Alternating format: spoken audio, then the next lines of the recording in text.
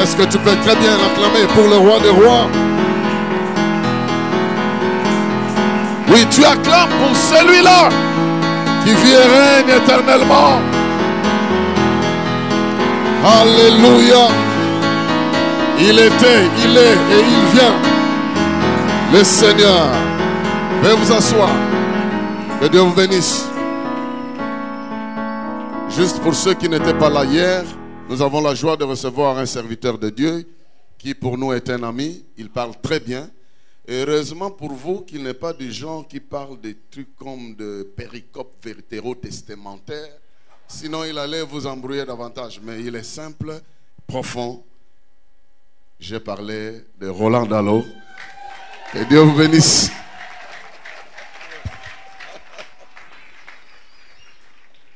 Bonsoir à tout le monde. Voulez-vous saluer votre voisin, votre voisine? En mon nom, disons, ça c'est pas moi, c'est le pasteur Dallot qui vous salue.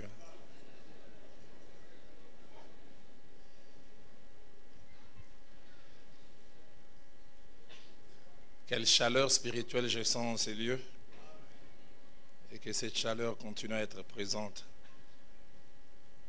Je me retrouve en 93 au mois de septembre et je venais d'entrer à l'université de Kinshasa. J'étais bleu et quand nous ne prenions pas notre bus, j'oublie comment on appelait ça à l'époque, mais je sais simplement l'exercice qu'on faisait, on appelait ça Kabaïdé. Thompson, voilà. Et dans notre jeunesse bizarre, on n'aimait pas être dedans, il semble que c'était mieux d'être au-dessus. Ah, la jeunesse. Un jour, ma fille m'a posé la question, papa, tu as aussi fait ça? J'ai simplement baissé la tête. Et un jour, nous avions de temps en temps l'habitude, quand nous rations ces transports, nous descendions vers l'intendance pour prendre le bus Fula. Et on aimait bien déranger les receveurs en les obligeant à parler français. Ce jour-là, il était vers 13h, il faisait extrêmement chaud. Hein. Et puis l'un des receveurs s'exclama au lingala, « Moi, il m'a cassé. Hein? » Alors l'un des amis dit, « Écoute, dis-le en français. » Il a regardé, il dit, « Quel chaud. Quel chaud. Quel chaud. » J'ai envie de dire ce soir ici, quel chaud spirituel.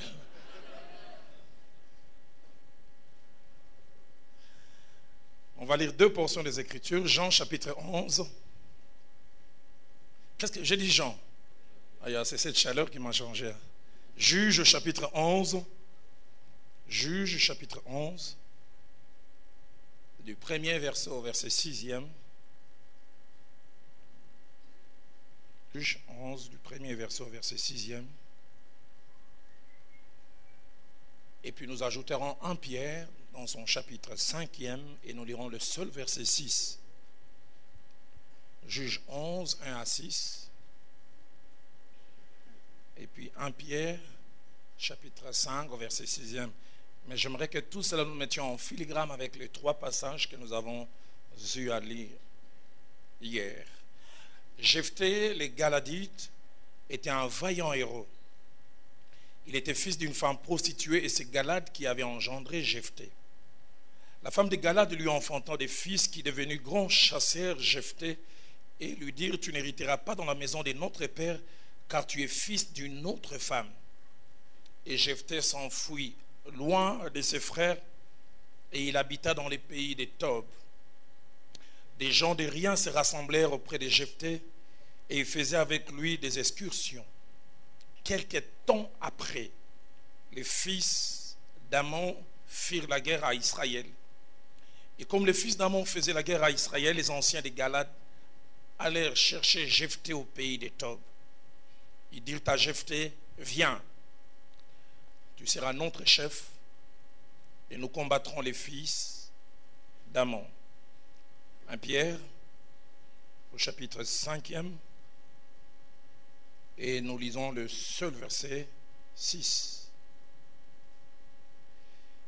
Humiliez-vous donc sous la main puissante de Dieu, afin qu'il vous élève au temps convenable. Humiliez-vous sous la main puissante de Dieu, afin qu'il vous élève au temps convenable. La version français courant dit qu'il vous élève au moment fixé. Une autre version encore va plus loin en disant au moment préférable et profitable prévu d'avance par lui. La version La Colombe dit en temps voulu. Ce soir, comme je dis, dans la suite de ce que j'ai eu à mentionner hier, j'ai voulu nous parler sur le Dieu qui se sert du temps. Le Dieu qui se sert du temps. Hier, partant des 3 textes de Matthieu 28, versets 16 à 20, acte 1er, 9 à 12, ainsi que acte 17, au verset 6e, nous avons vu 4 choses. La première des choses que nous avons vues, la prise de conscience de la grandeur de la tâche que les disciples ont eue,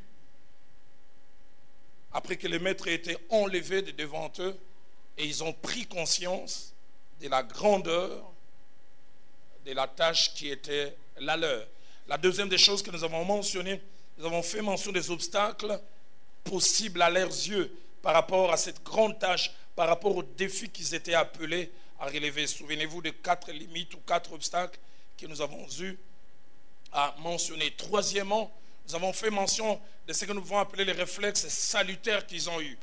Devant leur impossibilité, devant leur incapacité à faire quoi que ce soit, ils se sont dirigés au bon endroit pour la bonne activité. Ils sont allés dans la chambre haute, ne sachant par quel bout commencer, que faire, qu'est-ce qu'il faut aborder en priorité. Ils se sont placés dans la chambre haute et ils se sont mis à prier. Quatrièmement, nous avons vu 2 réactions. La première réaction, c'est celle de Dieu qui leur envoie l'équipement nécessaire, le Saint-Esprit, qui les équipe en vue de faire reculer tout ce qu'il y avait comme limite. L'œuvre de Dieu se fait avec les moyens de Dieu. Les défis de Dieu que Dieu laisse devant nous se relèvent avec les moyens que lui nous donne. Et la deuxième des choses que nous avons vues, nous avons vu l'utilisation des situations et des circonstances insoupçonnées et inimaginables pour rendre les disciples capables d'accomplir ce qui était pour eux impossibilité. Nous avons vu premièrement, non seulement ils ont reçu le Saint-Esprit, mais cette première campagne d'évangélisation qui a eu lieu, qui n'était ni programmée ni par eux, ni par ceux qui sont venus assister, qui ont été même les bénéficiaires. La Bible dit, au bruit qu'il y eut, la multitude accourut. Nous avons vu encore combien par la persécution, cette église s'est agrandie, combien par le salut d'un homme important, Saul de Tarse, l'église a connu un tournant.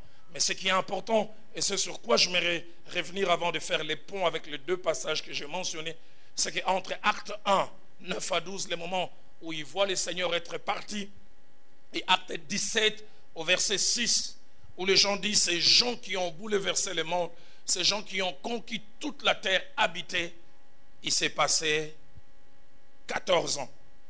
14 ans. Simplement pour nous dire que Dieu utilise comme moyen, comme instrument pour accomplir les choses qu'il a mis en réserve pour nous, les temps.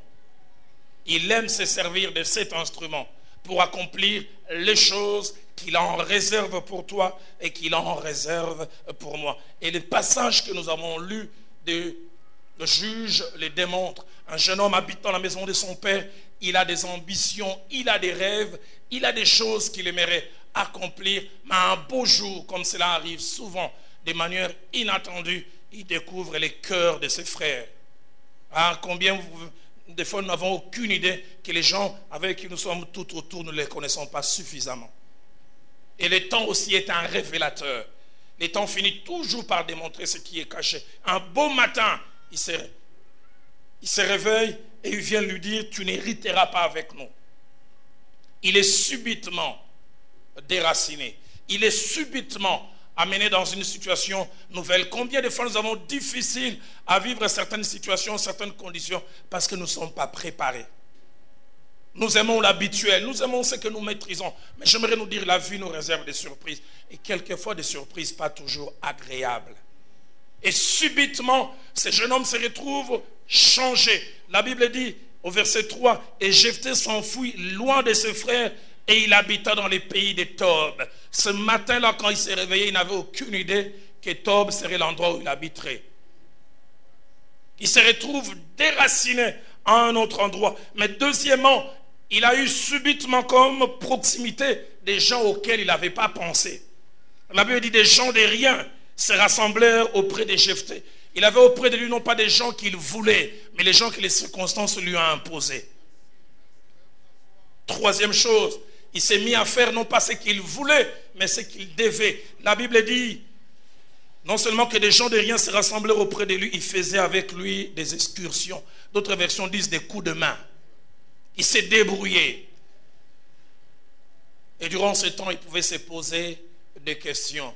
Mais ce que j'aime, c'est ce que le verset 4 dit. Quelque temps après. Dites avec moi, quelque temps après. J'aimerais dire à quelqu'un, chaque fois que tu entends les bruits des aiguilles de l'horloge, tu n'as aucune idée de ce que Dieu est en train de faire. J'aimerais dire encore à quelqu'un, Dieu peut travailler pour toi sans toi. Et Dieu ne te forme pas toujours de ce qu'il fait pour toi. Il est reclus à un endroit, il a l'impression que tout est fini. Et j'aimerais encore dire, rien n'est fini tant que Dieu n'a pas dit que c'est fini. De la même manière, il avait été subitement déraciné. De la même manière, comme Ecclésiaste dit, dans Ecclésiaste 11, au verset 3, de la même manière que l'homme ne sait pas comment se forment les os dans le ventre de la femme enceinte, nous ne connaissons pas l'œuvre de Dieu qui fait tout. Qu'est-ce que Dieu est en train de faire pour quelqu'un à cette heure? Israël est en Égypte, ils n'ont aucune idée qu'au pied d'une montagne, Dieu est en train de parler à quelqu'un et leur solution est en route. J'ai vu la souffrance de mon peuple. J'ai entendu les cris que lui font pousser les oppresseurs. Je connais sa souffrance et je viens. Et quand Dieu parle ainsi, Israël n'entend pas. Et même quand Moïse avance en ayant la verge à la main, le ciel est content parce que le ciel sait que le match est fini. Mais Israël n'a aucune idée. Depuis 40 jours, ils sont en train de subir la honte, l'opprobre de Goliath plutôt, qui nargue le peuple. Un jeune homme est envoyé par son père pour une course. Mais le ciel sait que la solution avance. J'aimerais dire à quelqu'un, les jours qui viennent te réservent une surprise. Quelque chose à laquelle tu ne t'attends pas, mais quelque chose que Dieu a mis en route. Et pour le faire, Dieu se sert d'un instrument efficace, le temps. Le temps. Quelque temps après, Jephthé entend simplement un bruit, ou peut-être de loin, ils ont vu comme une délégation et se demandent de qui il s'agit. Et puis ils arrivent, en réfléchissant et en voyant tous les contextes, ils ne sont pas venus les chercher parce qu'ils voulaient. Ils sont venus les chercher parce qu'ils devaient. Ils ont essayé toutes sortes de solutions, ça ne marchait pas. Et puis à un moment, dans un conseil, chacun savait ce qu'il fallait faire, mais personne n'osait les dire. Tous se regardaient. Et il a dit, Jephthé, justement.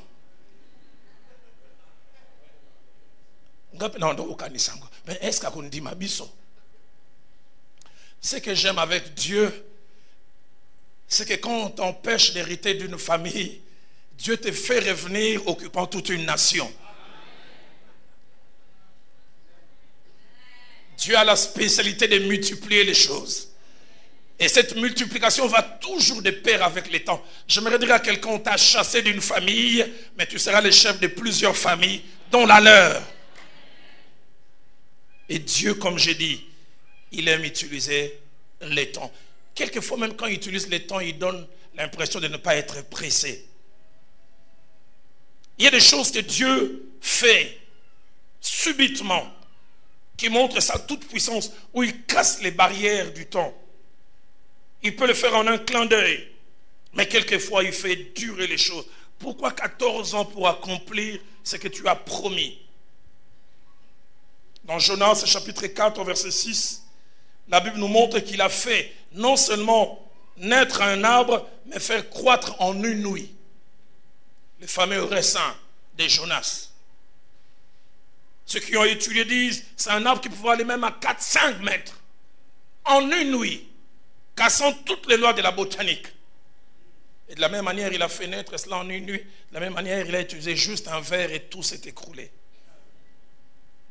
Dans Nombre chapitre 17 au verset 8, la Bible nous parle aussi du miracle de la verge d'Aaron, qui fait en une nuit des phénomènes qui normalement doivent s'étaler sur des mois.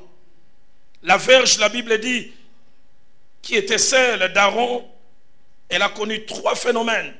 Elle a fleuri, elle a fait pousser des boutons, elle a produit des fleurs et même des amandes, mais des amandes mûres. Chose qui normalement devait se passer en beaucoup de temps, mais Dieu décide de tout écourter et de les faire de manière condensée.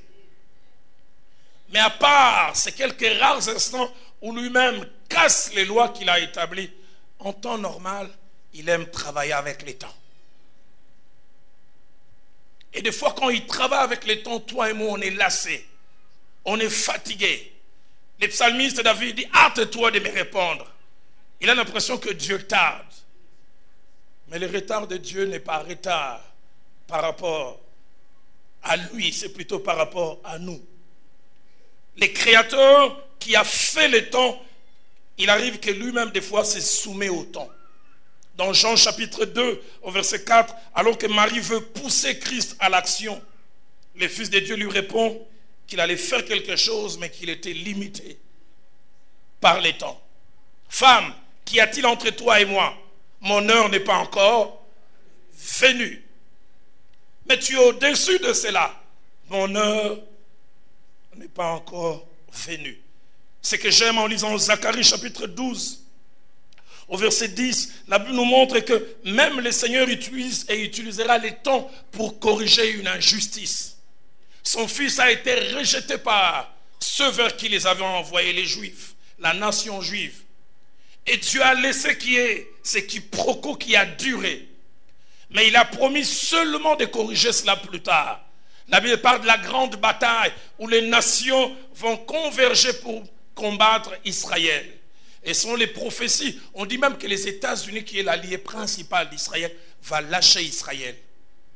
Et ce jour-là, Israël n'aura pas un appui humain comme ils ont toujours eu. Ils seront seuls. Ils seront attaqués par toutes les nations. Et la Bible dit, ils crieront vers Shiloh. Parce qu'ils n'auront que lui. Et la Bible dit qu'ils verront apparaître celui qu'ils ont percé. Et la Bible dit, en ces jours-là, je m'efforcerai de détruire toutes les nations qui viendraient contre Jérusalem. Alors je répandrai sur la maison de David et sur les habitants de Jérusalem un esprit de grâce et de supplication. Et ils tourneront les regards vers moi, celui qu'ils ont percé. Ils pleureront sur lui comme on pleure sur un fils unique. Zacharie 12, verset 10. Ils se rendront compte, celui que nous avons chassé, c'était lui. Il se sert du temps pour corriger. Il aime souvent faire cela. C'est pourquoi la Bible l'appelle le maître des temps et des circonstances. Il contrôle cela.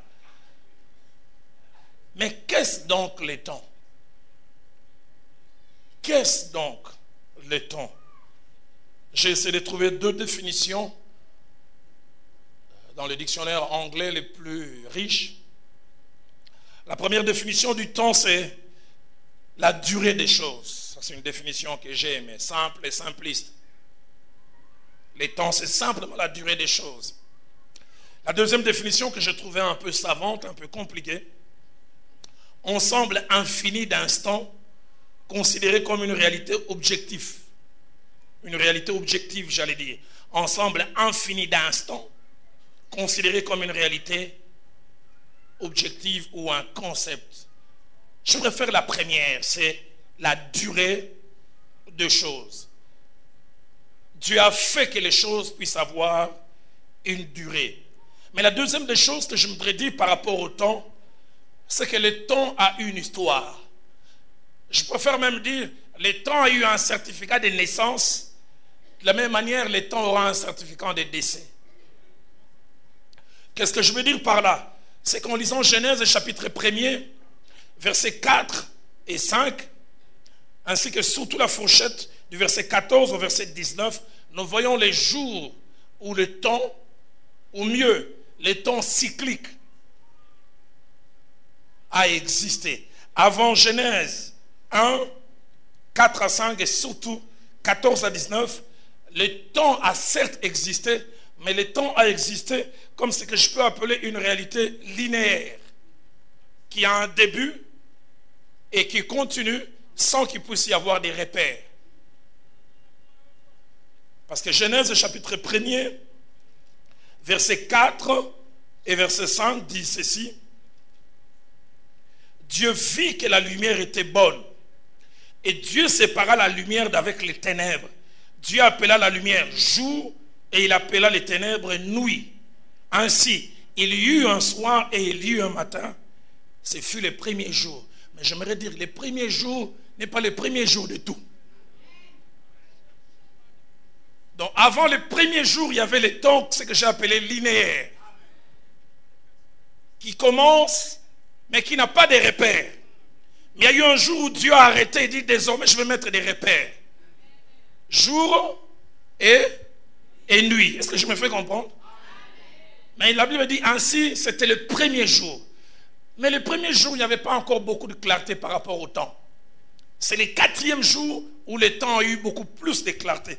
Écoutez ce que les versets 14 au verset 19 disent. Dieu dit qu'il y ait des luminaires dans l'étendue du ciel pour séparer les jours d'avec la nuit.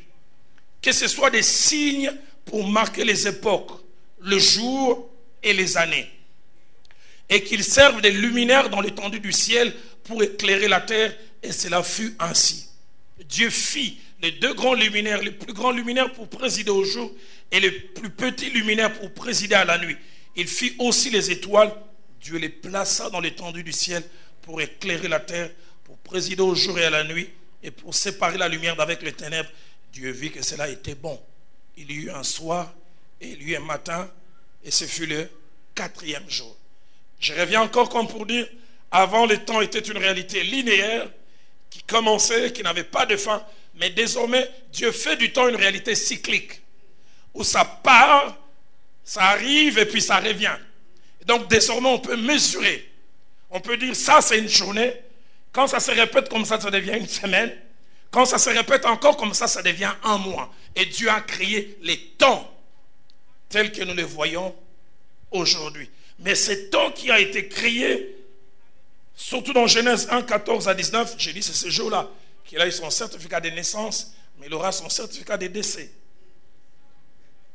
Apocalypse 21, verset 23, et Apocalypse 22, verset 5, nous montrent le jour où le temps aura son certificat de décès. Et si c'était le deuil était à Kinshasa, on aurait chanté Tato Yotofandi Naye, Mbulana Mbule Posa Naye. Mais le temps s'en va quand même.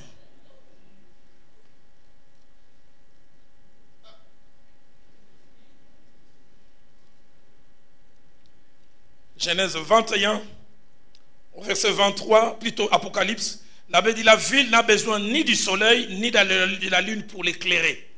Car la gloire de Dieu l'éclaire et l'agneau est son flambeau. On retournera au temps linéaire d'autrefois. Apocalypse 22, verset 5 va dans la même direction. Il n'y aura plus de nuit.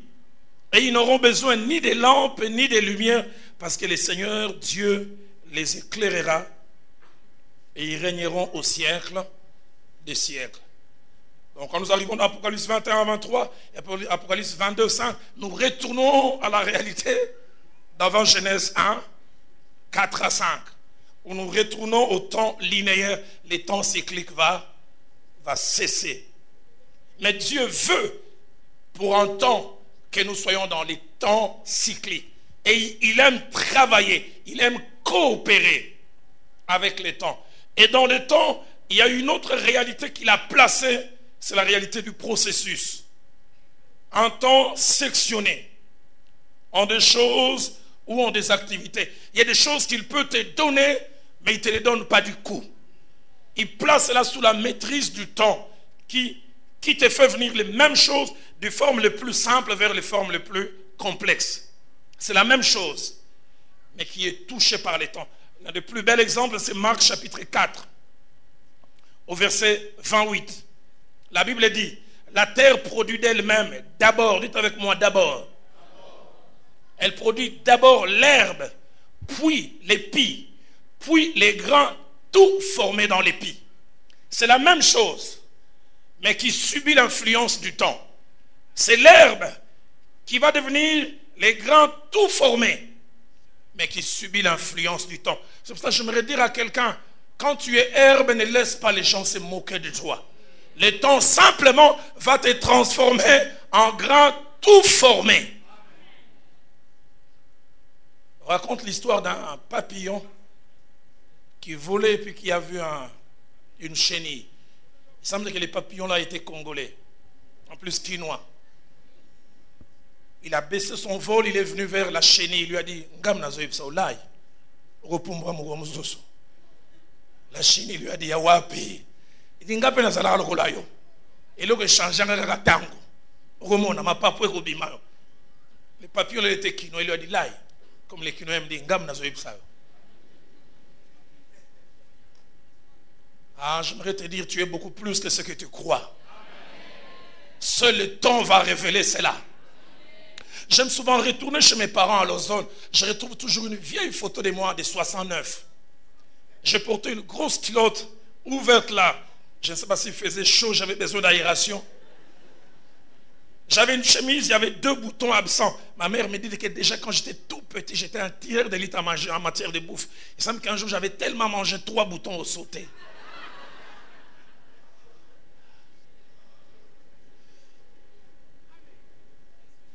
Et sur cette photo, j'avais un ventre bédonnant et j'avais la morve. 69. Et quand je regarde cette photo, je dis c'est dans ces garçons à la culotte trouée, au gros ventre et à la morve, c'est caché les prédicateurs. Et Dieu savait déjà. C'était qu'une question de temps. Dis à ton voisin, tu ne sais pas ce que le temps va faire de moi. C'est pour ça que j'aime souvent dire aux jeunes filles chez moi à l'église, c'est ton droit quand un jeune homme vient te demander la main de dire non. C'est ton droit. On ne doit pas te faire avaler la demande de mariage comme de la quinine quand on était petit. On te dit oh. C'est ton droit de dire non. Dis non, mais arrête-toi là. N'ajoute pas autre chose. Est-ce qu'on rebat la mutulukola ngai? Est-ce qu'on mitala au liba bête? Tu ne sais pas ce que le temps peut faire de lui. J'étais un jour dans une famille et on montrait un monsieur qui à un moment jouait un grand rôle dans cette nation. Il a été président de l'Assemblée nationale. Et la jeune fille regardait et disait à sa maman, Narata Mutoyo. Sa maman lui disait, mais nous avons fait un gayawat. Nous avons bengana. On n'a pas l'autre la biso sur le Mutoyo wapi. Ah, tu ne sais pas ce que le temps peut faire de quelqu'un. Quand Joseph est en train d'entrer en Égypte, il venait d'être l'objet d'un marchandage. On a discuté son prix, on l'a fait tourner. On a ouvert, on a compté les dents. Et puis, il avait encore de la boue derrière un chariot. Et quand le chariot passe la frontière entre Canaan et l'Égypte, il n'y a aucun service de protocole, aucun militaire au garde à vous. Mais ce que l'Égypte ne sait pas, c'est qu'il est en train d'accueillir son futur premier ministre. Que simplement le temps va révéler. J'aimerais dire à quelqu'un, tu es herbe, mais il y a un travail qui s'est fait. Le temps va faire que ce qui est d'abord herbe devienne épi. Et puis l'épi sera les grains tout formés. Ah, vous n'avez pas encore vu tout ce qu'il y a dans votre voisin. Quand je priais ce matin pour vous, j'ai dit, Seigneur, aide cette église. Pour que le lieu de culte soit un restaurant. Vous savez, quand on quitte un restaurant, qu'on se retrouve dans un endroit comme celui-ci, on est déjà content. Mais j'ai dit, Seigneur, aide-les à ne pas faire de ceci un maximum. Aide-les à aller jusqu'où tu veux qu'ils aillent. Aide-les à te laisser les amener jusqu'au maximum. Vous savez, quand on n'a pas toujours eu et qu'on a, on a tendance à faire du peu que l'on a son maximum. Réalisez un peu cet aveugle de naissance. Il n'avait aucun repère pour savoir c'est quoi voir.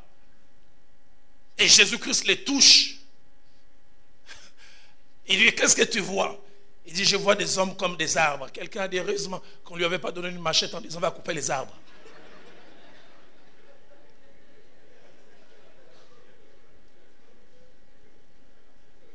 Puisqu'il n'a pas de repère, il peut croire que voir c'est ça. C'est tout ce qu'il y a.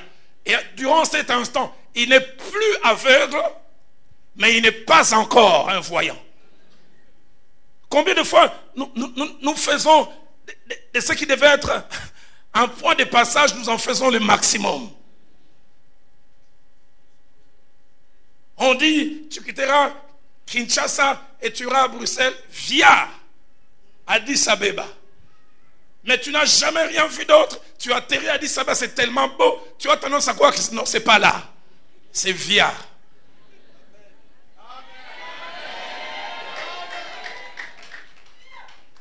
Va plus loin. La terre produit d'elle-même. Mais d'abord, dites avec moi d'abord. J'aimerais te dire dans ton d'abord, tu ne mourras pas là. La Bible dit puis l'épi. Dites avec moi puis l'épi. Ah, je prie que l'herbe devienne l'épi. Mais je prie que quand l'herbe deviendra l'épi, qu'il ne s'arrête pas là. Qu'il devienne aussi les grands tout formés.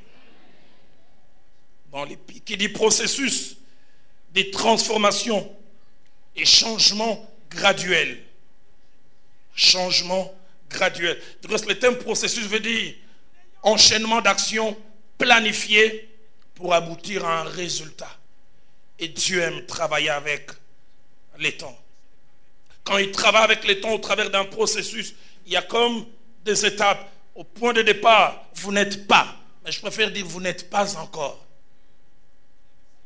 Deuxièmement, vous n'êtes plus, mais vous n'êtes pas encore totalement aussi. Et puis troisièmement, vous êtes totalement. C'est pour ça que j'aimerais dire à quelqu'un, ne t'arrête pas là où tu es. Dans Samuel chapitre 3, au verset 9, j'aime ce que la Bible dit. Samuel ne connaissait pas encore l'Éternel. J'aime l'adverbe encore. Il y a une réalité négative, mais elle n'est pas constante et permanente. Connaissez pas encore. Mais j'aime quand tu vas plus loin. En Samuel chapitre 9, verset 6, écoutez ce que la Bible dit. Ouf, quelle carte de visite. Les serviteurs qui allaient avec Saül lui dit, il y a dans cette ville un homme considéré. Tout ce qu'il dit ne manque pas. Waouh, j'aimerais qu'on parle de moi comme ça. Il y a dans cette ville un homme considéré. Tout ce qu'il dit ne manque pas d'arriver. Mais qu'il y ait du temps entre les deux versets. Entre les temps où il ne connaissait pas encore l'Éternel. Entre les temps où Dieu l'appelait, il ne savait pas que Dieu l'appelait. Et les temps où son statut a changé. Combien de fois nous enterrons les gens qui ne connaissent pas encore l'Éternel, mais nous ne savons pas que si nous leur laissons du temps, ils deviendront ces gens de qui il est dit, tout ce qu'il dit ne manque pas d'arriver. J'aimerais dire à quelqu'un, les champions ne sont pas nés champions. Les forts ne sont pas nés forts. J'aime quelquefois quand ceux qui sont devenus forts, qui accomplissent certaines choses, encouragent la jeune génération.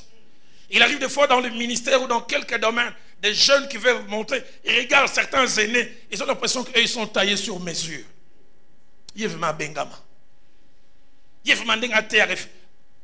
Dites-leur comment vous avez commencé. Un jour, je parlais avec mon pasteur, le pasteur Vernon. Il me relate combien, quand il est né au Gabon, il a grandi, il était un jeune complexé. Et puis en 1955, il reçoit une bourse et il va étudier à Londres. Il va dans cet institut Elim. Il me dit, Roland, l'anglais n'était pas ma première langue, j'étais obligé de la maîtriser, de l'apprendre. Et chaque mercredi, on plaçait un étudiant pour prêcher. Il dit, il y a quand des amis qui montaient, qui prêchaient en plus en anglais, ils étaient forts. Quand ils prêchaient, j'avais l'impression que Dieu leur avait donné les fuites de la Bible. Il dit, 5 mois après, on vient de me dire, Jacques, ce mercredi, c'est toi qui vas prêcher. Il dit, j'ai tremblé tellement que j'ai jeûné 3 jours. Il dit, quand je suis juste avant le culte, il dit, j'ai tremblé tellement, j'avais l'impression que ça bougeait, tout le monde le voyait. Il dit, au moment où on me dit de m'avancer, il dit, je place ma Bible et je place mes notes. J'aime toujours cette phrase qu'il m'a dit. Il dit, Roland, ma mâchoire est tombée en panne.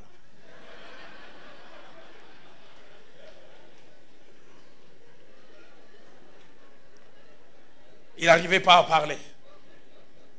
Les messages étaient là, l'onction aussi était là. Il a dû faire signe au directeur de l'institut. Dès qu'on l'a fait asseoir, on a remplacé quelqu'un d'autre. Le message est revenu. Mais il dit, ce qu'il avait touché, c'est que les jours qui ont suivi, les amis de l'auditoire, quand ils montaient, certains prêchaient en soulevant la Bible et lui regardaient, dit, voilà les gens qui sont appelés. J'aimerais dire à quelqu'un, les champions ne sont pas nés champions. J'aimerais dire à quelqu'un qui se décourage, ne lâche pas. Laisse le temps, il va te transformer.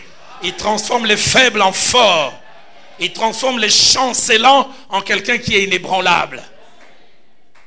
Il a dit 3 mois après, on lui a donné les mêmes exercices. Il dit, Roland, tu sais la meilleure, j'ai ajouté 2 jours de jeûne en disant peut-être que les temps de jeûne n'étaient pas suffisants. Il dit, je suis monté, bis repetita. La même chose s'est passée. Il dit, ce jour-là, quand j'ai quitté la chair, je suis allé directement dans ma chambre. J'ai fait mes valises. J'ai dit, moi, je ne suis pas appelé. Comment je peux rater des choses comme ça? Seigneur, donne-nous à côté de nous des gens qui croient en nous. Vous savez, il y a des instants où nous-mêmes, nous ne croyons pas en nous. Place à nos côtés des gens qui croient en nous. Des gens qui nous encouragent. Mais quand je l'ai entendu plus tard prêcher, il a prêché sur les 8 béatitudes. 52 dimanches. 8 béatitudes. Un jour, il a pris la seule béatitude. Heureux ceux qui ont faim et soif de la justice. 8 dimanches. Et le 8e dimanche, comme il aimait taper son pied. Il dit, il y a beaucoup à dire sur ces versets. Je dis, beaucoup, papa. Je suis allé les voir le lendemain. J'ai dit, toi, tu as besoin d'un verset pour 1000 messages. Moi, j'ai besoin de 1000 versets pour un message. Il n'était pas fort, il était fortissimo. Profondissimo. Richissimo. Mais les champions ne sont pas nés champions. Un prédicateur vient un jour à la bord, nous relate cette histoire d'un jeune médecin en dernière année de médecine, et il voulait se spécialiser en chirurgie. Et il travaillait à côté d'un vieux chirurgien. Et il était étonné de la justesse, de la dextérité, de la finesse de ces vieux chirurgiens. Là où il disait, il va couper 1 mm, c'est 1 mm. Là où il disait 2 cm, c'est 2 cm. Mais quand il passait le bistouri au jeune chirurgien, il avait sa spécialité, Matabi, c'est les 4. Là on dit 4 cm, c'est 8. Là on dit 7, c'est 11. Et son maître lui disait, non, c'est pas de la charcuterie. C'est un corps humain. Et un petit excès peut avoir des dégâts. Il dit un beau jour, il se retrouve dans la salle d'opération. Les vieux chirurgiens de plus de 50 ans, ayant plus de 25 ans d'expérience, lui dit, je fais rien, tu fais tout. Et les jeunes hommes, il avait les bistouris tremblants comme ça. Quand on tremble comme ça, qu'est-ce qu'on peut faire? Il dit là, 7 cm, combien il a fait? 11, parce que lui c'était toujours 4. Là, 12, 16. Et puis ils m'ont dit, hey, là à peine 8, 12, et puis paf, les sangs commençaient à gicler. Il s'est retourné vers son maître, aide-moi, je ne t'aide pas, fais tout. Il a essayé, il a vu par les appareils que le cœur battait de moins en moins. Et puis paf, ça s'est arrêté. Il s'est retourné, il a dit, je l'ai tué. Il dit, oui, tu l'as tué. Et avec ça, tu veux devenir chirurgien. Et quand ils sont rentrés dans le petit local où ils étaient en train de s'échanger, les jeunes chirurgiens ont dit non, non, je dois lui dire que moi, je démissionne. Je n'ai pas la vocation d'être chirurgien. Mais il dit, avant que je démissionne, j'aimerais lui poser la question, quel est son secret? Il est allé lui dire, maître, aujourd'hui c'était mon dernier jour de chirurgien. Le maître s'est retourné et dit, c'est le premier. Il dit, non, moi je t'ai dit, c'est le dernier. Il dit, moi je t'ai dit, c'est le premier. Il dit, alors, moi j'insiste, c'est moi, c'est le dernier. Mais avant que je démissionne, quel est ton secret pour avoir la justesse? Il a attiré le jeune chirurgien et dit, tu as déjà combien de cadavres dans ta conscience? Il dit, un seul. Il t'en reste 9 pour avoir l'expérience que j'ai. Il t'en reste 9 pour avoir la maîtrise que j'ai. Tu me trouves fort? J'en ai tué 10. Avant que je devienne le fort que je suis devenu. Les forts ne sont pas nés forts. Les champions ne sont pas nés champions. J'aime voir dans la Bible ce que le temps peut faire. Dieu merci. Quelqu'un a dit, s'il n'y avait pas les évangiles et qu'on découvrait les personnages de Pierre subitement dans Acte 1, quel est le leadership? Celui qui s'élève et qui lève l'option qu'on doit remplacer Judas. On disait ça, c'est un meneur d'homme. On le retrouve dans Acte 2. Tout le monde est en train de trembler. Il sort. Il dit, ces hommes ne sont pas ivres. On le retrouve dans Acte 3. Il se met à dire, non, jugez vous-même. Waouh! C'est Jésus que vous avez crucifié. Dieu l'a ressuscité. Mais Dieu merci à les évangiles. Les évangiles nous montrent qu'un jour on a dit de lui, arrière de moi Satan. Arrière de moi Satan. C'est lui à qui on a dit, arrière de moi Satan, les temps ont fait de lui un costaud.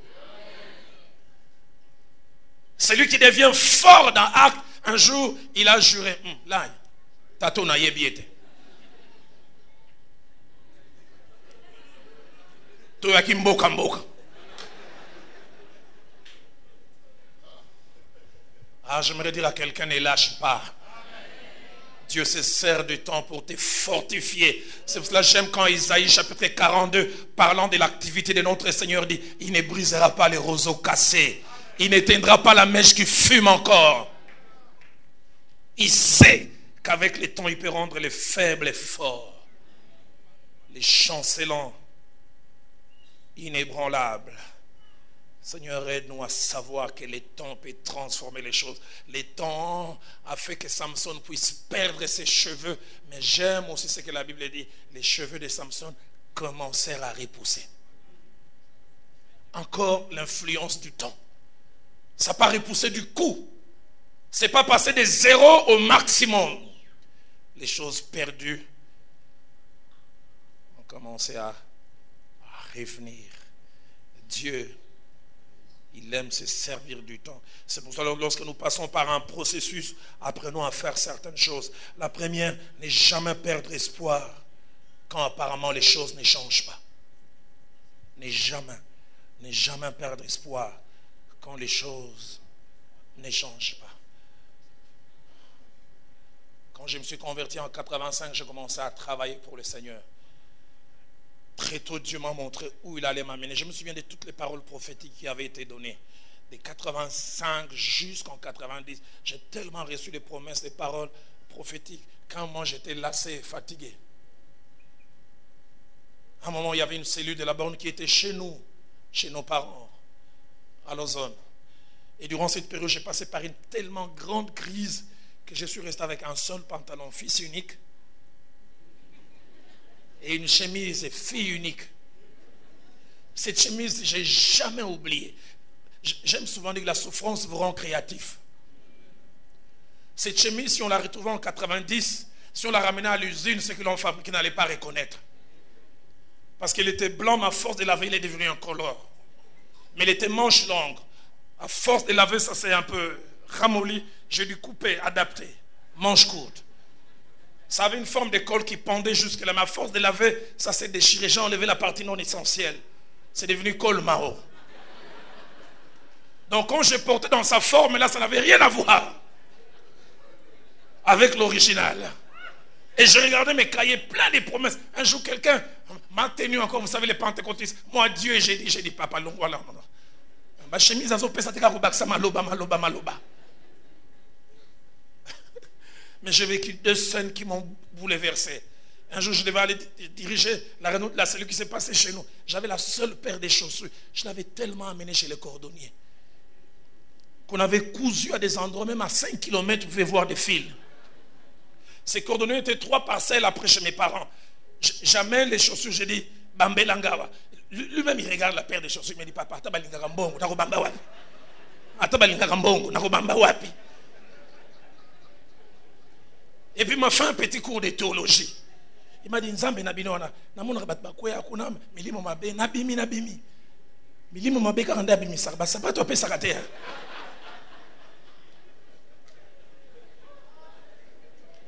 J'ai été secoué avec ma paire de chaussures. Je dis, ah! Et là, c'était un jeudi. 2 jours après, non plutôt 4 jours après, je commence un séminaire. La cellule qui est devenue aujourd'hui la grande église de la parole du salut. Ça s'est passé sur Colonel Church. Je prêchais 4 jours. Je prêchais le premier, le deuxième, le troisième jour. Il y avait une jeune fille qui est maintenant à Londres aujourd'hui. Elle est mariée, mère de famille. Elle s'appelait Yato. Quand je prêchais le deuxième jour, je la voyais pleurer. Moi, je pensais que c'était l'onction. Et que le message agissait. À la fin, je suis allé la voir. Yato, pourquoi tu pleurais? Il disait, Yaolona,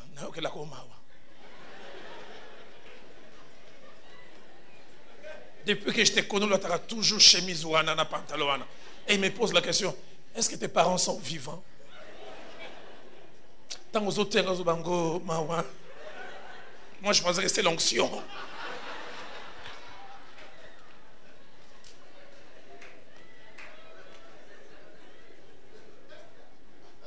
Ah, j'oublie pas ces jours-là quand j'ai quitté Gombe. Je suis arrivé devant, à l'époque, l'Intercontinental. Je me suis arrêté devant un arbre. J'ai pleuré, ça coulait des yeux, ça coulait des narines. J'ai dit, Nzambe, na bana 8 ans, mais yo entre-temps, bilaka. Ah, j'aimerais dire à quelqu'un comme Habakkuk dit, cette prophétie, écris-la. Et là, Habakkuk nous enseigne la gestion de la prophétie. Les prophéties ne sont pas faites pour être mémorisées. Elles sont faites pour être écrites. Écris-la. Et il dit qu'on la lise couramment. Il y a des moments où il faut les lire, il faut les déclarer. Il m'a dit, et je sais que cela arrivera. Mais puis il dit une troisième des choses, elle marche vers son terme. La prophétie n'est jamais statique, elle est dynamique. J'aimerais dire à quelqu'un, tu es dans une marche, tu vas rencontrer ton futur. Mais il ajoute une quatrième chose que je trouve étrange. Il dit, si elle tarde, attends-la. Elle s'accomplira. Elle s'accomplira certainement. J'avais pleuré en 90. En 2002, Dieu venait de me bénir avec mon premier vélo rouge. Un véhicule allemand. Je n'aimerais pas mentionner la marque. J'avais rendez-vous avec quelqu'un au Grand Hôtel. Et l'extérieur avait changé. J'étais habillé en 4 pièces. En 3 pièces plutôt, j'allais dire. Et puis quelqu'un essayait de m'appeler au téléphone et j'avais difficile à parler. Je dis non, je vais parquer les véhicules à côté. Je vais essayer de répondre. Je me suis arrêté, j'ai répondu. Et quand j'ai fini, dans ma tête, comme ça fait rewind. Je regarde, je dis, mais cet arbre me rappelle quelque chose. Je n'ai pas l'impression que les arbres ont des yeux ni des oreilles. Mais je me suis retourné vers cet arbre. Je lui ai dit, tu te souviens de moi? Regarde, il y a 12 ans, j'étais ici. Tu vois ce que Dieu a fait? J'aimerais dire, les temps changent les choses. Il y a des choses qui t'appartiennent, mais que Dieu a confié à un gérant appelé les temps. Il dit, mais j'aimerais dire à quelqu'un, chaque fois que tu entends, les choses qui t'appartiennent te seront données. Une question de temps. Une question de temps et de temps et de temps simplement. J'aimerais dire à quelqu'un, si tu es tellement découragé, tu as envie de pleurer, je te laisserai mon numéro. Afin que je t'accompagne dans le pleur. Mais j'aimerais te dire, ne lâche pas. N'abandonne pas. N'abandonne pas. La Bible dit, pour tout celui qui vit, il y a encore de l'espérance. Et un chien vivant vaut mieux ne jamais perdre espérance. Deuxième des choses, quand le processus se passe, apprendre à apprécier ce que Dieu a fait pour nous. Mais ne pas s'arrêter. Quelquefois, nous avons trop les yeux focalisés sur ce que Dieu n'a pas donné encore. Et cela nous empêche d'apprécier ce qu'il a déjà commencé à donner. J'ai appris à apprécier ce qu'il a donné, mais je lui dis, Seigneur, donne encore plus. Seigneur, merci parce que hier, je n'avais pas, mais déjà, j'ai ça. Mais n'empêche, Seigneur, je te dis, je ne m'arrête pas là. J'aimerais aller avec toi jusqu'au maximum. Désirer toujours. Et puis troisièmement, ne pas se laisser arrêter par ce que l'on a et aller jusqu'à ce que Dieu a comme maximum.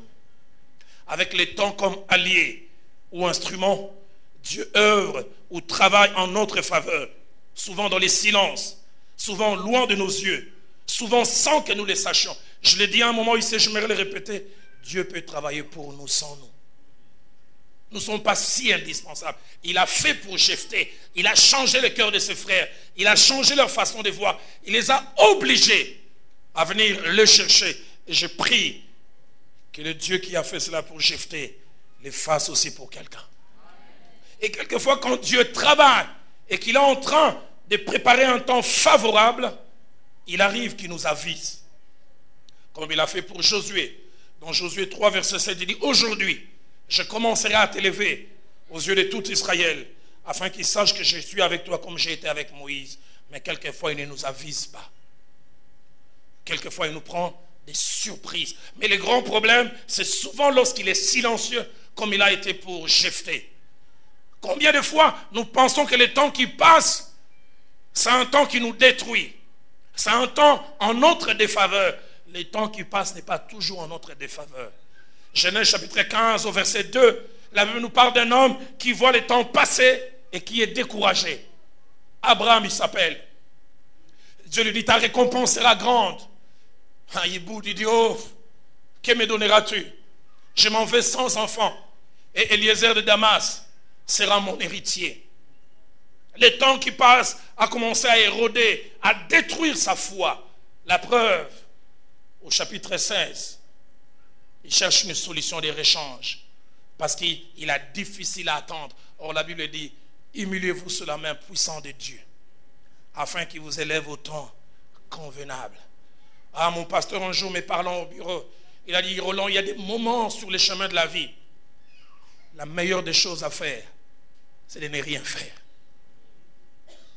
Il y a des moments sur les chemins de la vie, la meilleure des choses à faire, c'est de ne rien faire.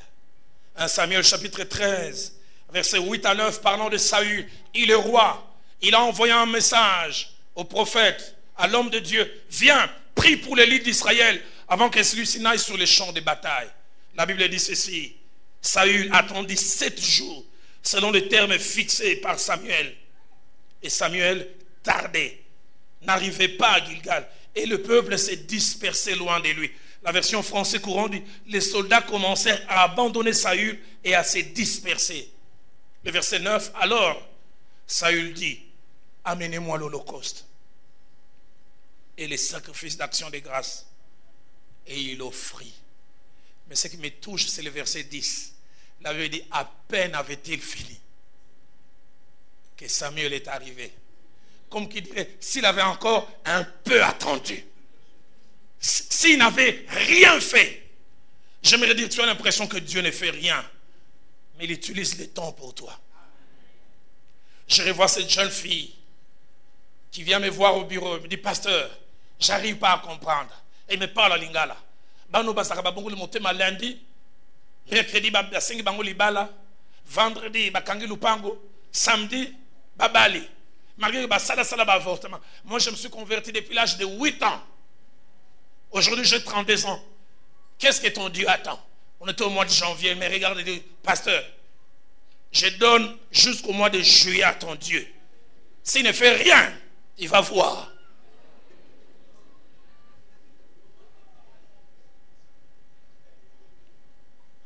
Je ne l'approuvais pas, mais je la comprenais. Ce n'est pas toujours facile. Les sages disent l'oppression rend insensé même les sages.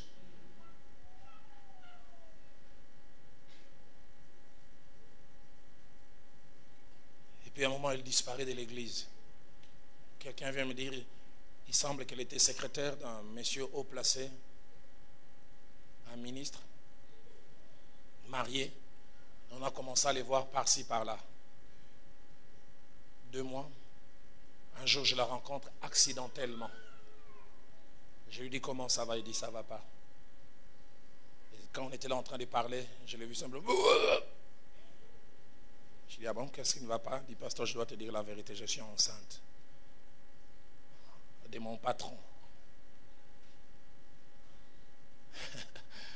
Une semaine après, un frère de l'église qui était parti du pays depuis 10 ans m'appelle. Est-ce que la sœur X est toujours là? Parce que Dieu m'a dit que c'est lui ma femme. Et je suis prêt à revenir et à l'épouser. J'ai dit au frère, Dieu vraiment t'a dit? Il dit, pasteur, Dieu m'a dit.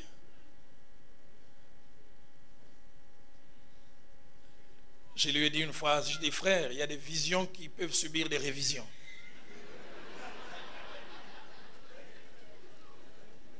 Parce que la sœur dont tu es en train de parler, voici dans quel état elle est. Et il a coupé pour ne plus jamais rappeler.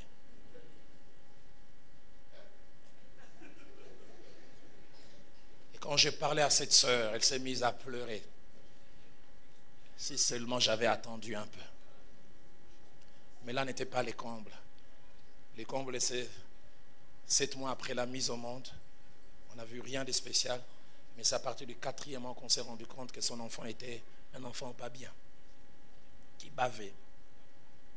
Je me souviens quand cet enfant a eu 1 année, je suis allé la voir, elle pleurait, elle dit, pasteur, il y a des jours où j'ai envie de mettre de la CD dans son biberon. J'aimerais nous dire, seul Dieu peut résoudre un problème réellement et bien. En tant que chrétiens, chrétiennes, si nous avons un problème, résolvons-le avec Dieu et selon Dieu. Avec Dieu comme celui qui nous accompagne et selon les méthodes. Seul Dieu, quand il résout un problème, il les résout totalement. Si vous le faites sans Dieu, votre solution apparente peut créer plus de problèmes que le problème initial. Elle m'a dit une deuxième phrase que je n'ai jamais oubliée. Elle m'a dit, pasteur, mieux vaut vivre la solitude en étant seul que vivre la solitude en étant à côté de quelqu'un. Je pensais que cet homme allait être celui qui allait me combler. Je suis plus seul que lorsque j'étais seul. Il m'a lâché. Il y a des jours où j'ai envie de tuer cet enfant. Il me dit, si seulement je n'avais pas fait cela. Il y a des moments dans la vie, la meilleure des choses à faire, c'est de ne rien faire. Donne-nous des Saül qui attendent encore. Il a promis de venir, il n'est pas encore là. Mais je vais attendre encore. La patience est une vertu fantastique. Fantastique. Fantastique. Et en terminant, j'aimerais du reste mentionner certaines choses attachées à cette merveilleuse vertu. Dans Galates chapitre 5, verset 22, la Bible place la patience parmi les composantes du fruit de l'esprit. Et la patience, c'est cette vertu merveilleuse qui nous donne la capacité d'attendre certaines choses. Et son contraire, c'est l'impatience, la difficulté à attendre quelque chose que l'on espère et qui tarde à venir. Dans Colossiens chapitre 3, verset 12, la Bible utilise un terme fort, il dit « Revêtez-vous de patience, portez cela comme un habit ». Dans l'épître de Jacques, au chapitre 5, au verset 7, la Bible dit « Soyez patients, frères, jusqu'à l'avènement du Seigneur ». Ah, j'aime l'image qui est utilisée après. Voici, les laboureurs attendent les précieux fruits de la terre. Prenez patience à son égard, prenons patience à son égard jusqu'à ce qu'il ait vu les pluies de la première et de l'arrière-saison. Ah, les agriculteurs sont des hommes et des femmes qui sont d'une grande patience. Ils font leur part et ils laissent Dieu et les éléments de la nature faire le reste. Ma part à moi, c'est de retourner la terre. Ma part à moi, c'est de mettre les grains. Ma part à moi, c'est d'arroser. Mais la germination, ce n'est pas mon travail. Ça, c'est le travail de Dieu, le travail du soleil, le travail de l'eau. Et il attend, et il attend, et il attend.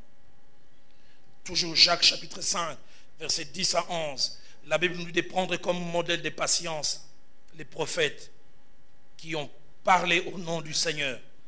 Et le verset 11 ajoute, nous avons entendu parler de la patience de Job et vous avez vu la fin que le Seigneur lui a accordée. Alors, nous avons un Dieu qui se sert du temps pour accomplir deux choses. Dans 2 Pierre chapitre 1er, au verset 6, la Bible nous oblige même à notre foi, à la connaissance, d'ajouter aussi la patience, la gestion du temps par rapport à tout ce qui est difficile. Je suis venu ce soir parler du Dieu qui se sert du temps. Il y a quelques années, je me suis retrouvé à Dallas et ce dimanche-là, je voulais aller suivre les cultes chez T.D. Jakes. C'était la période où je me posais beaucoup de questions. J'ai suivi ces cultes de 7h à 9h. Je suis rentré dans ma chambre d'hôtel, je couchais de 10h à 20h. Je pleurais, ça coulait des yeux, ça coulait des narines. J'ai dit, Seigneur, si tu l'as fait pour lui, tu peux aussi le faire pour nous. Cet homme relate combien il a grandi dans une famille, son père est mort très tôt. Mais il relatait combien il avait des promesses de la part de Dieu. Il savait ce que Dieu allait faire. Dieu le lui répétait. La dernière fois, ça lui avait été répété 5 ans avant. Mais il a dit à un moment, il a commencé à avoir des événements contraires dans sa vie. Il dit, il allait prêcher, mais il avait très peu de moyens.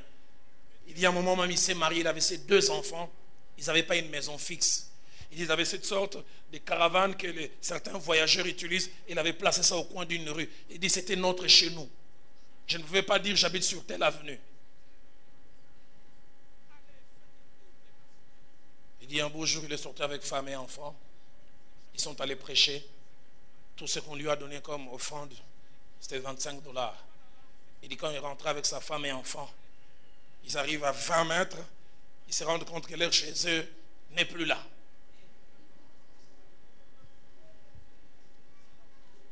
Il s'est renseigné, on lui a dit la police est venue avec une grue. Il arrive que nous envions certaines personnes à l'heure aujourd'hui, mais nous ne savons pas de quoi était fait l'air hier. Il dit il est resté là, que faire? Il a été sous-logé chez un ami.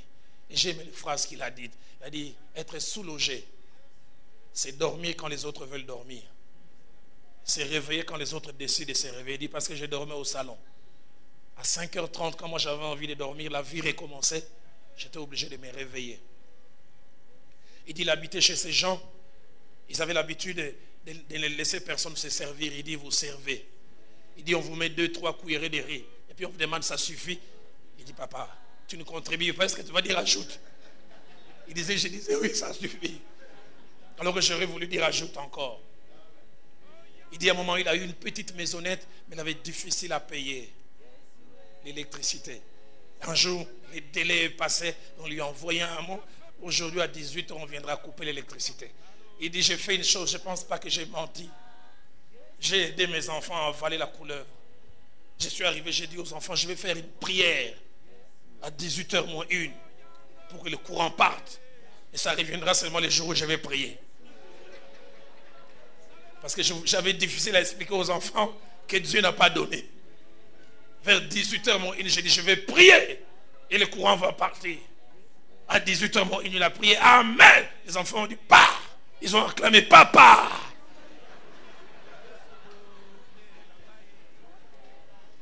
Dix minutes après, il dit sa deuxième fille a dit papa prie maintenant que ça revienne. Il dit moi-même je prierai. Même si ce n'est pas aujourd'hui. Alors on en rigolait, mais je pouvais sentir le poids qu'il avait dans son cœur. Et puis il a relaté comment Dieu a commencé à ouvrir les portes. Il a relaté 2 expériences qui m'ont frappé. Il a dit Dieu est celui qui sait programmer les choses. Il dit un jour il y avait une réunion à un endroit quelque part. Je n'étais même pas le prédicateur principal. J'ai remplacé quelqu'un d'autre. Et je suis allé, j'ai prêché. Il y avait 5 prédicateurs et on prenait 7 minutes de la prédication de chacun des prédicateurs. Ceux qui ne savaient pas, lui-même il dit on aurait pris les 7 premières minutes, ça n'aurait pas atteint l'objectif. Il dit on a pris les 7 dernières minutes, là où il a dit certaines choses. Il a prêché un message où les titres étaient montrez-moi les marques. Il parlait de Christ ressuscité. Et ce soir-là, le propriétaire de TBN, Peter Crouch, était chez lui à la maison en train de regarder. Et il était en train de vouloir écrire un livre dont le titre est « Je n'ai d'autre père que le Seigneur ». Alors il hésitait pour relater certaines expériences homosexuelles qu'il avait connues. Or dans cette partie, T.D. Jakes avait dit « Si tu veux que le Seigneur te guérisse, il faut montrer tes plaies ». Et lui, il ne connaissait pas T.D. Jakes. Il a ouvert sa télé, lui-même dira plus tard à T.D. Jakes, il dit, j'ai regardé ces 5 messages. Le premier, j'ai suivi une partie. Juste avant que toi tu n'interviennes, j'avais envie d'aller à la cuisine prendre un sandwich. Je serais allé à la cuisine, j'aurais raté cette partie essentielle. Vous savez, quand Dieu veut faire des choses pour vous, il est fait. Rien ni personne ne peut l'arrêter. Il a suivi cela. À peine il a fini, il a dit, d'où vient ce monsieur? Appelez-le-moi. Depuis ces jours, T.D. Jakes est rentré sur TBN et dit c'était le grand départ. Vous savez, la vie, quelquefois, ça tient de petites choses que nous ne contrôlons pas, mais que le maître des temps et des circonstances maîtrise. Et la deuxième merveilleuse expérience qu'il a relatée, il dit un vieux pasteur qui occupait l'endroit qu'ils ont actuellement, était à la fin de son ministère, il cherchait quelqu'un pour les remplacer, personne. Une église de plus de 3000 membres, il y avait seulement 300. Il se lève un matin et dit, Dieu me dit, c'est toi qui vas acheter cette place et l'occuper. Il était de West Virginia. Si vous connaissez les États-Unis, c'est très grand.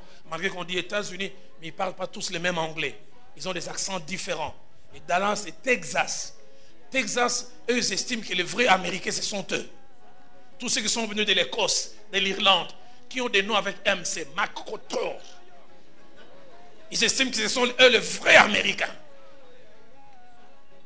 Et quand il dit Jack s'est allé demander conseil à quelqu'un, quelqu'un lui a dit il y a 3 obstacles. De 1, ton anglais n'est pas bon et ne pourra pas s'adapter à là. Deuxièmement, tu es un noir.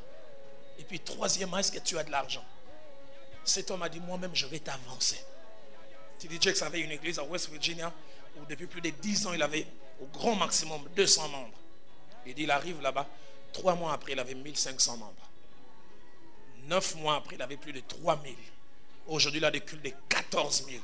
Lui-même il dit tel que je prêche aujourd'hui, je ne sais pas expliquer comment je suis arrivé ici. Mais il y a un maître des temps et des circonstances. Il disait aussi tout ce qui se passe, Dieu m'avait dit. Mais je me posais la question, comment cela se fera-t-il? J'aimerais que les musiciens montent. Il y a ces cantiques de ma soeur Laure Mbongo qui montent dans mon cœur depuis ce matin. Maïna misonangai. Ikomi maya kome. Ona zanga kilelo. Ona zanga kilobilelo ikomi yangai. Durant ces temps de prière, je ne sais ce que tu vas faire. Parle au maître des temps et des circonstances. Dieu m'a dit de dire à quelqu'un, les temps qui passent travaillent en ta faveur. Les temps qui passent travaillent en ta faveur. Quand je priais ce matin, Dieu m'a dit, Roland, la salle où tu prêches, il y a quelqu'un qui dans quelques années va représenter ta nation aux Nations Unies. Qui est là dans sa petitesse, qui est là dans sa faiblesse. Mais il est là. Il y a ce soir des hommes et des femmes qui ont des promesses de la part de Dieu. Des fois, quand tu compares ces promesses par rapport à la réalité, tu te demandes quand est-ce que cela va s'accomplir. Le Dieu qui a travaillé pour Jephthé, le Dieu qui l'a réhabilité, il est là ce soir. J'aimerais le dire, aime-les comme jamais avant. J'aimerais t'encourager, serre-les comme jamais avant. Parce que c'est quand est-ce que nous nous occupons des choses de Dieu que lui s'occupe de tout ce qui nous concerne. C'est quand que ma soeur Laure Mbongo chante. Elle chante une expérience vécue. Mais toi, tu vas les chanter anticipativement. Parce que dans les jours qui viennent, Dieu me dit de te dire, tu vas verser des larmes. Mais ça sera des larmes de bonheur.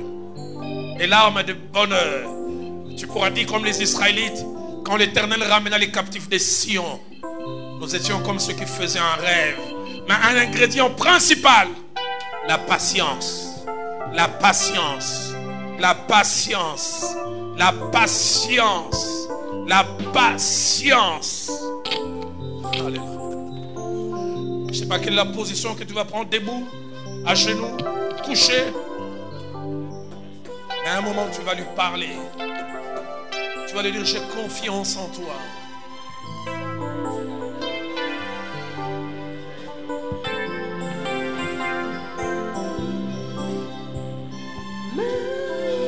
Sananga